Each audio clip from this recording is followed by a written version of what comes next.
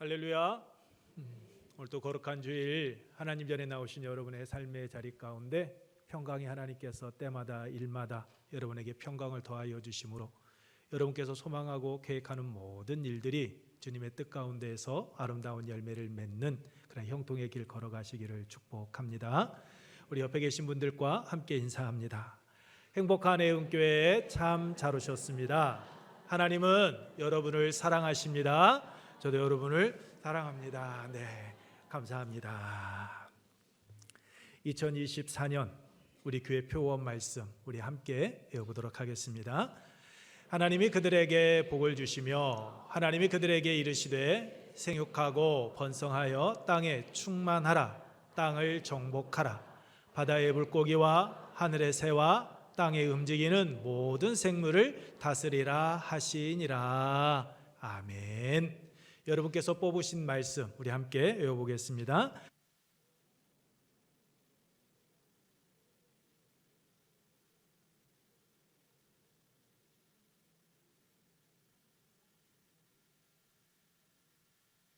아멘. 이 두 말씀이 우리의 삶의 자리 가운데서 능력의 말씀으로 임할 줄로 믿습니다. 오늘은 서론은 빼고 바로 본론으로 들어가도록 하겠습니다. 오늘도 여러분 마가복음을 여러분들과 함께 나누고자 합니다.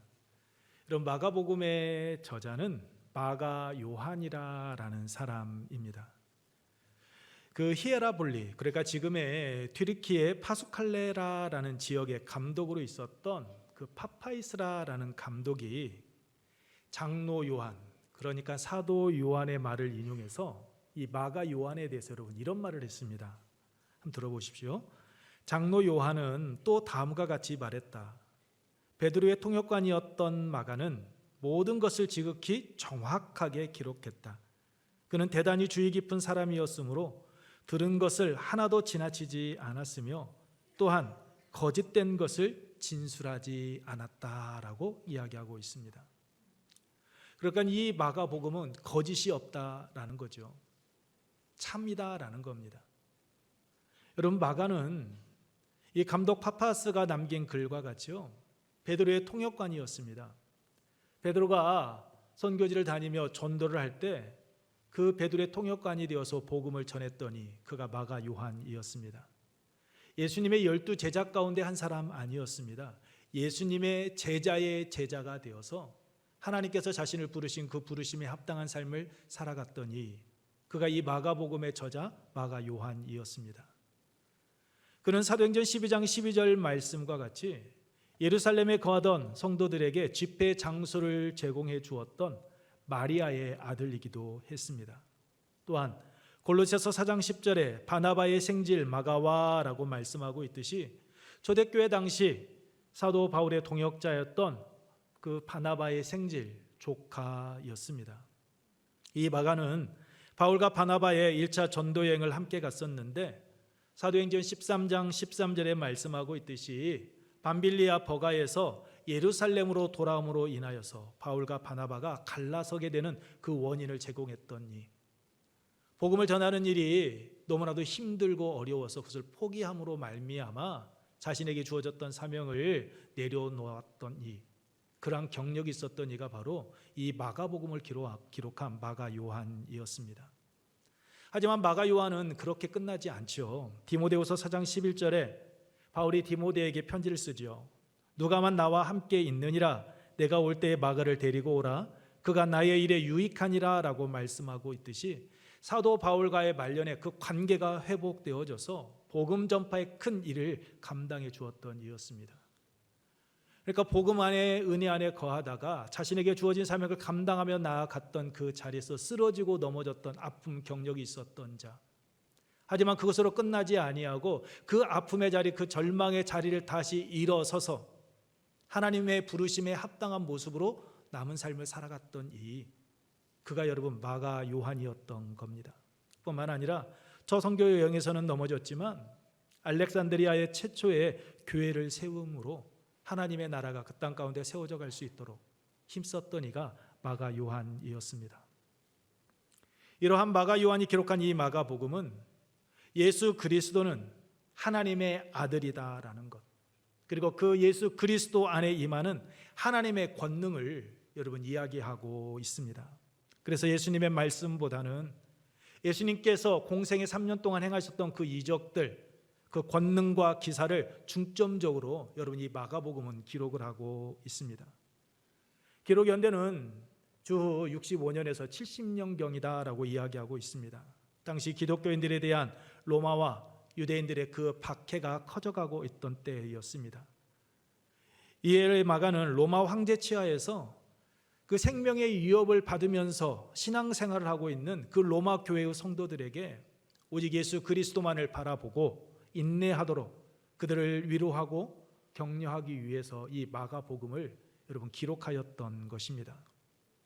로마 교회 성도들에게 예수님께서도 고난을 겪으셨고 십자가의 죽음을 당하셨음을 증거하면서 그 박해와 그 고난 뒤에 부활의 영광이 있다라는 것을 지금 로마 교회 성도들에게, 초대교회 성도들에게 지금 이야기하고 있는 겁니다. 뿐만 아니라 예수님을 하나님의 아들이다라고 증거함으로 구원의 능력이신 예수 그리스도에 대한 믿음, 그것을 끝까지 지키라라고. 당신들이 믿고 있는 사람은 그냥 일반적인 사람이 아닌 세상적인 지혜와 지식으로 사람들에게 능력을 행한 이가 아닌 하나님의 아들로 이 땅에 오신 분이다. 그러니 그분을 믿고 나아가게 되면 그분의 말씀처럼 영생을 얻게 될 것이다 라는 것을 사도 요한은 마가 요한은 이야기하고 있는 겁니다. 하나님의 아들이신 예수님이 여러분 인간의 몸을 입고 이 땅에 오셨습니다. 예수 그리스도의 이 성육신이 여러분 무엇을 의미합니까? 우리 빌립보서 2장 6절로 8절 말씀, 우리들이 잘 아는 말씀인데 우리 함께 읽어보겠습니다. 그는 근본 하나님의 본체시나 하나님과 동등됨을 취할 것으로 여기지 아니하시고 오히려 자기를 비워 종의 형체를 가지사 사람들과 같이 되셨고 사람의 모양으로 나타나사 자기를 낮추시고 죽기까지 복종하셨으니 그 십자가에 죽으심이라. 여러분 예수 그리스도의 이 성육신 사건, 하나님의 아들이신 예수가 인간의 몸을 입고 이 땅에 오셨다라는 것은 여러분 그것은 고통과 아픔의 사건이었습니다. 그런데 그 고통과 아픔의 사건, 바로 거기에서 여러분 복음은 시작되어지게 되는 겁니다. 스스로 낮아지시고 스스로 그 고통의 자리에 찾아오셔서 구원의 능력과 은혜의 역사를 예수님께서 시작하셨기 때문입니다. 그래서 마가 요한은 1절에서 이렇게 시작한 겁니다. 우리 1장 1절 말씀 우리 함께 읽습니다. 하나님의 아들 예수 그리스도 복음의 시작이라. 아멘. 하나님의 아들 예수 그리스도의 복음의 시작이라. 여러분 복음이 무엇입니까? 복음은 여러분께서 잘 알고 계시는 것처럼 유앙겔리온이다라는 단어로 문자 그대로 여러분 복된 소식입니다. 로마 세계에서 이 단어는 황제가 즉위할 때 그리고 로마 군대가 전쟁에서 승리하고 돌아올 때 외쳤던 말, 그 말이 바로 여러분 유앙겔리온이다라는 말이었습니다. 그러나 여러분 폭력과 억압의 상징이었던 로마 황제의 즉위, 그 승전 소식은 결코 복음이 될 수 없었습니다. 복음, 이 복된 소식은 남녀노소 빈부 귀천을 떠나 모든 사람들에게 기쁨을 전해주어야 되는 소식이기 때문입니다. 그래서 시간이 흐르면서 황제의 즉위나 승전 소식이 아닌 메시아를 통한 구원의 기쁜 소식으로 사용되어지는 말이 유앙겔리온, 이 복음이라는 말입니다. 하나님의 아들이신 예수님께서 자신의 죄로 죽었던 영혼들을 모든 죄에서 구원하여 주시고 새로운 삶을 살아갈 수 있도록 길을 활짝 열어주셨기 때문입니다.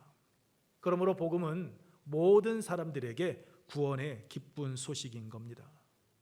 누구든지 예수 그리스도를 믿기만 하면 멸망에 이르지 아니하고 영생을 얻게 되기 때문입니다.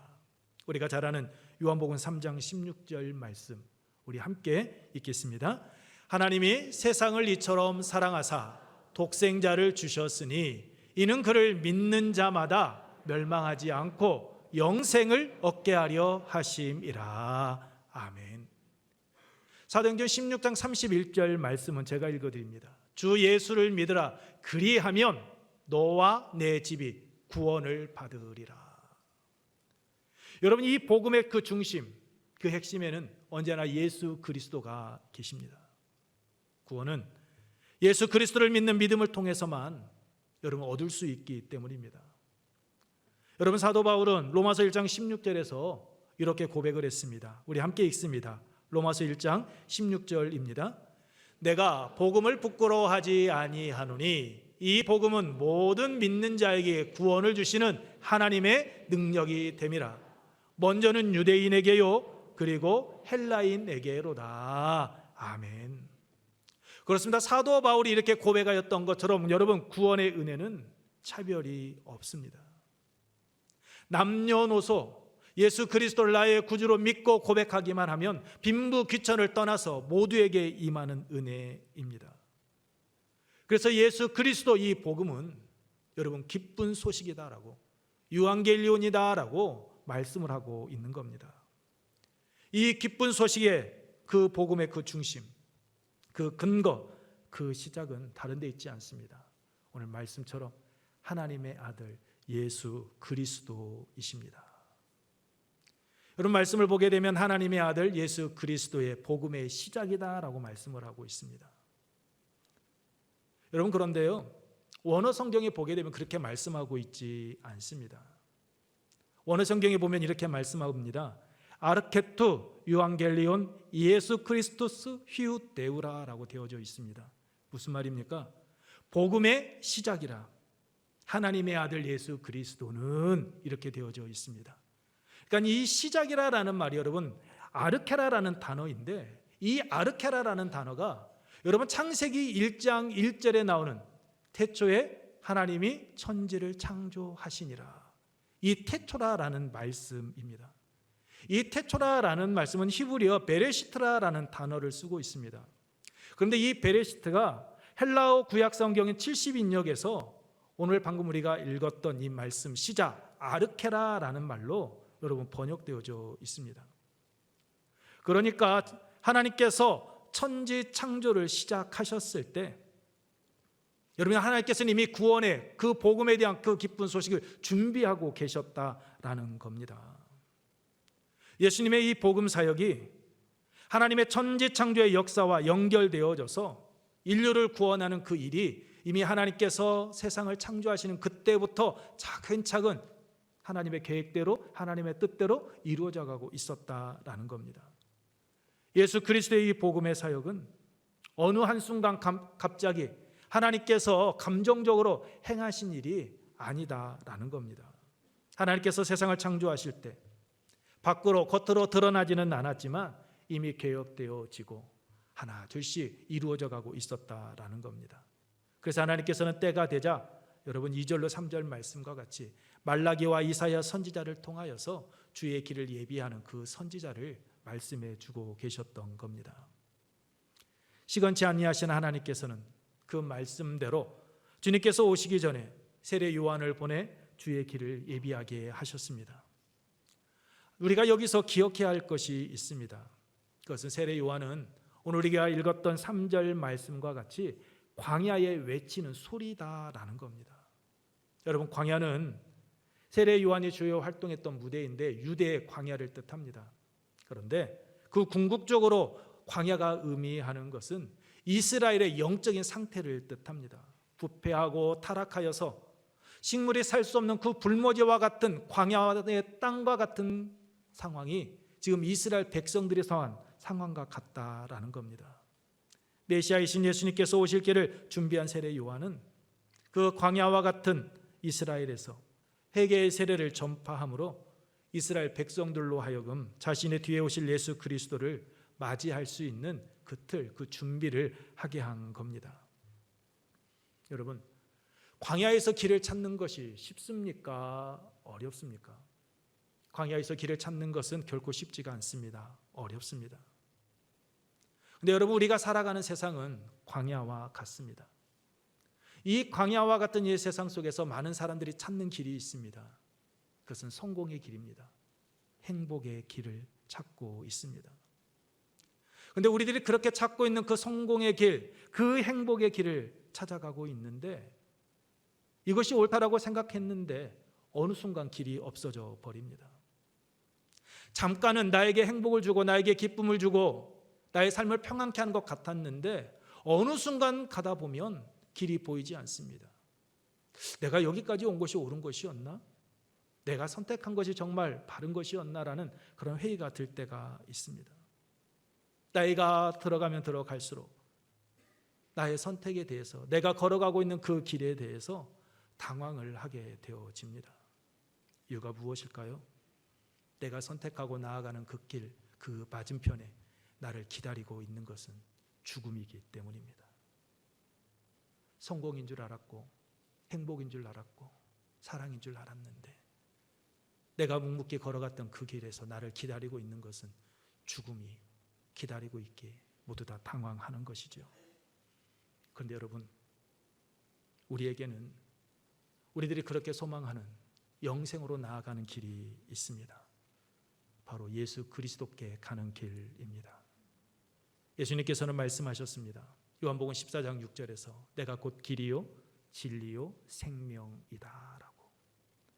그래서 세례 요한은 이 광야와 같은 세상에서 생명이신 예수 그리스도께 나아갈 수 있는 그 길을 여는 일을, 준비하는 일을 행하였던 겁니다.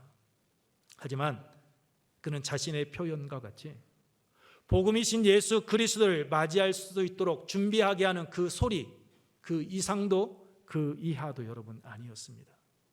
소리는 어떻습니까?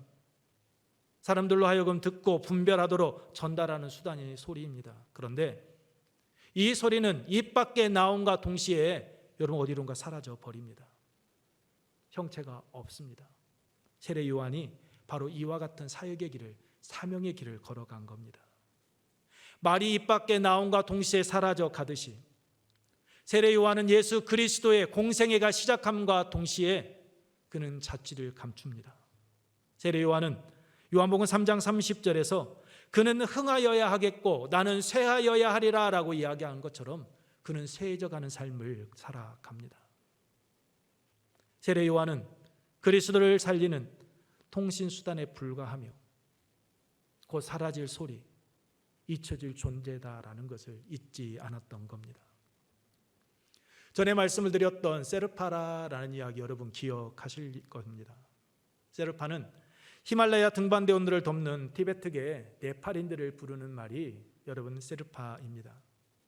이 세르파라라는 존재가 세상에 알려지게 된 것은 세계 최초로 에베레스트 산을 정상에 올랐던 등반가 에드먼드 힐러리 때문이었습니다.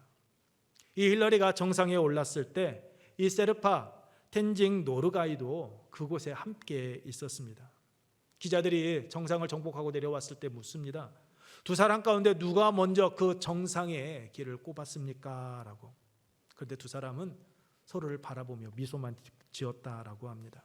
그런데 훗날 힐러리는 텐징이 가장 먼저 정상에 도착했지만 30분 뒤늦게 도착한 나를 기다려주고 있었습니다. 그리고 나로 하여금 먼저 가장 높은 그 정상을 밟게 했습니다 라고 말해주었다라고 합니다. 이 사실이 알려지면서 텐징은 최고의 세르파라라는 그 명성을 얻게 되어진 겁니다. 텐징이 먼저 정상에 도착했음에도 불구하고 정상을 밟지 않은 이유가 무엇입니까? 힐러리로 하여금 그로 정상을 받고 태극기를 꽂도록 한 이유가 무엇입니까? 이 텐징은 세르파인 자신의 존재를 알고 있었기 때문입니다. 자신의 존재는 정상을 정복하는 것이 아니라 자신이 돕고 있는 사람이 정상에 오를 수 있도록 가이드 역할을 해주는 그러한 사명이 있다라는 것을 잊지 않았던 겁니다. 그래서 텐징은 힐러리를 돕는 일에 최선을 다했던 겁니다. 그 결과 최고의 세르파라라는 명성을 얻게 되어졌던 겁니다. 여러분, 세례 요한은 최고의 세르파 텐징과 같았습니다. 그래서 예수님께서는 마태복음 11장 11절에서 그러한 세례 요한을 가리켜서 말씀하셨습니다. 여자가 낳은 자 중에 세례 요한보다 큰 이가 일어남이 없도다라고 말입니다. 예수님의 그 공생의 3년을 시작하기 전 그가 행하였던 모든 일, 그리고 당신이 하나님의 나라를 선포하며 나아갈 수 있는 그 길을 닦아 놓았던 그 세례 요한의 존재를 잊지 아니하시고 예수님은 그 세례 요한을 인정해 주셨던 겁니다. 세례 요한은 하나님의 나라를 위해서 인류를 구원하기 위하여 이 땅에 오신 예수 그리스도, 여러분 예수 그리스도를 증거하는 여러분 세르파였던 겁니다. 그는 자신의 삶에 충실했습니다. 자신이 누구인지, 무엇을 위해서 부름을 받았고 하나님께서 세워주셨는지, 자신의 현재 자리에서 무엇을 해야 하는지 알고 그 길을 걸어갔던 그가 여러분 세례 요한이었던 겁니다. 그러할게 그는 자신의 존재를 드러내지를 않습니다. 그의 출신 성분을 보게 되면 목소 출신 예수님과는 비교할 수 없는 그러한 자였습니다. 누가복음 1장 15절 이하의 말씀과 같이 아비야의 반열 제사장 가운데 한 사람인 사가랴의 아들이었습니다. 그의 어머니 엘리사벳의 복중에 있을 때부터 성령 충만함을 받았던 그가 여러분 세례 요한이었습니다. 어머니 뱃속에 잉태됨과 동시에 수많은 사람들의 관심에 집중을 받으며 나아갔더니 그가 세례 요한이었습니다. 그런데 그는 낙타 토롯을 입습니다. 허리에 가죽띠를 띠고 메뚜기와 석청을 먹으며 회개하라 천국이 가까이 왔다라고 선포하며 수많은 사람들에게 세례를 베풀었습니다. 그로 인하여 수많은 사람들이 그를 메시아가 아닌가 생각하며 그를 따랐습니다. 그럼에도 불구하고 자신을 따르는 수많은 사람들을 뒤로하고 그는 자신에게 주어진 그 길만 걸어갔습니다. 인기에 영합하지 않습니다. 그 인기에 자신의 생각을 맞춰가지도 않았습니다.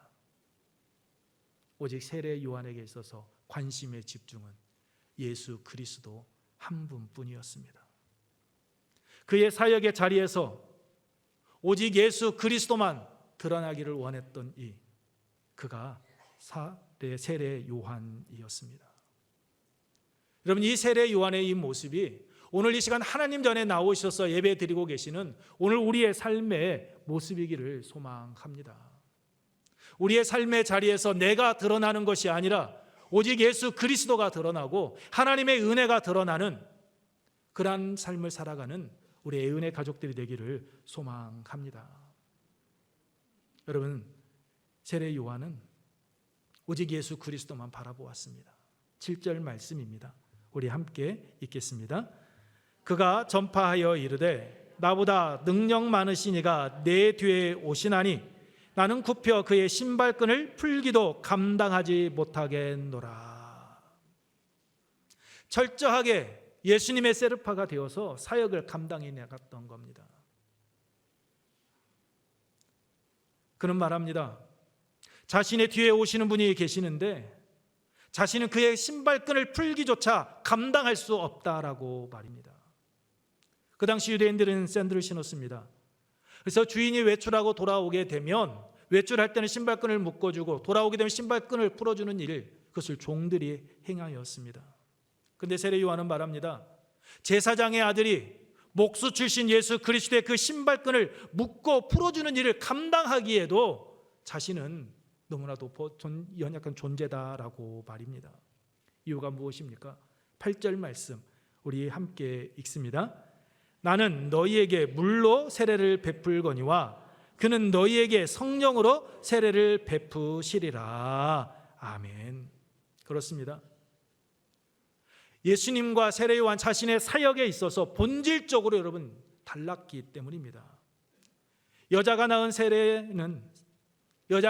세례 요한이 베푼 물 세례는 여러분 세례를 받는 이들로 하여금 죄를 깨닫고 회개하는 세례였습니다. 물로 더러운 몸을 씻어내듯이 내 마음의 죄를 물로 깨끗하게 씻어내는 그 상징적인 표현의 세례였습니다. 예수 그리스도의 죽으심과 살아계심으로 연합하는 옛사람이 장사되고 이제부터 새 사람으로 살아가는 것을 의미하는 물세례였습니다. 그래서 세례 요한의 회개의 세례는 여러분 예수님과 달랐던 겁니다. 왜요? 예수님의 세례는 하나님의 아들이신 예수님께서 베푸시는 그 세례는 성령을 부어주시는 세례였기 때문입니다. 하나님의 사람으로 거듭나는 세례였기 때문입니다. 세례 받는 이로 하여금 새 생명을 얻게 하고 새로운 삶을 살아갈 수 있는 그 능력을 부여하는 세례였기 때문입니다. 죄와 사망과 마귀의 권세를 이기는 능력을 충만케 하는 세례요, 하나님을 알고 진리 안에서 새 생명을 얻게 하는 세례였기 때문입니다. 단지 죄를 사하는 것으로 그치지 아니하고 그로 하여금 새 생명을 얻게 하는 능력의 세례가 예수님을 통해서 임하였기 때문입니다.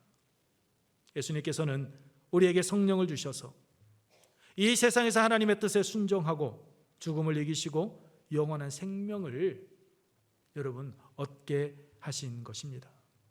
이처럼 세례 요한은 자기의 역할에 대한 분명한 선을 그었습니다. 우리들이 말하는 주제, 분수, 그것은 알고요, 그 능력 이상의 것을 행하지 않았던 겁니다. 예수님과 자신은 비교조차 할 수 없는 연약한 존재라는 것을 그는 알았기 때문입니다. 무엇보다도 자신은 우리가 읽었던 3절 말씀처럼 자신은 광야의 소리다라는 것을 잊지 않았던 겁니다. 그렇습니다. 세례 요한을 통하여 볼 수 있듯이 하나님의 택함을 받아 사명을 받은 자는 하나님의 나팔이어야 합니다. 자기 소리를 내는 것이 아닌 하나님의 소리를 내야 합니다. 하나님께서 말씀하시고 하나님께서 깨닫게 하신 것, 그것을 듣고 세상에 전파하는 역할을 해야 하는 것입니다. 내가 드러나는 것이 아닌 나를 통하여서 주님이 드러나는 삶을 살아가야 하는 겁니다. 그것이 사명입니다. 세례 요한은 광야에 외치는 자의 소리답게 하나님의 나팔수가 되어서 광야와 같은 세상에서 주의 길을 준비하고 주님 맞을 준비를 행한 자였습니다. 여러분, 이 세례 요한의 모습이요, 오늘 이 시간 하나님 전에 나오셔서 예배드리고 있는 오늘 우리의 모습이기를 소망합니다. 세례 요한처럼 나는 드러나지 아니하고 오직 나와 함께 하시는 예수 그리스도를 드러내는 삶을 살아가기를 원합니다. 복음을 위하여서 부름을 받은 자답게 우리의 삶의 자리에서 우리의 이름이 아닌 예수 그리스도의 이름이 드러나고 예수 그리스도의 향기가 풍기는 그런 은혜의 삶을 살아가는 우리의 은혜 가족들이 되기를 소망합니다. 말씀을 마치겠습니다. 사랑이신 하나님은 영접하는 자, 곧 그 이름을 믿는 자들에게는 하나님의 자녀가 되는 권세를 주셨으니 라고 말씀하고 있듯이 예수 그리스도를 영접하고 믿는 그 믿음을 통하여서 우리를 당신의 자녀 삼아 주셨습니다. 우리의 아버지가 되시고 그 아들 예수 그리스도를 우리의 구주가 되게 해 주셨습니다. 이것을 믿는 마음에서부터 여러분, 복음의 능력은 시작되어지고 세례 요한과 같이 나는 없고 오직 예수 그리스도만 드러내는 삶을 살아가게 됩니다.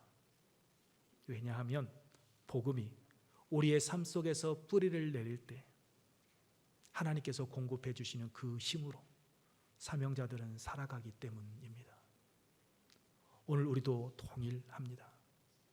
우리가 하나님 앞에 나와 예배드리고 우리가 하나님을 바라보는 삶을 살아가게 될 때에 우리의 삶의 자리는 하나님께서 공급해 주시는 그 힘으로 살아가고 그 안에서 아름다운 열매를 맺게 됩니다. 저는 이 시간 하나님 전에 나오신 여러분의 삶이 세례 요한과 같이 주님의 영광만을 드러내는 그런 세르파가 되어서 여러분의 삶 속에서 하나님의 나라가 이 땅 가운데 아름답게 세워져 가는 그런 복의 통로가 되기를 주님의 이름으로 축복합니다.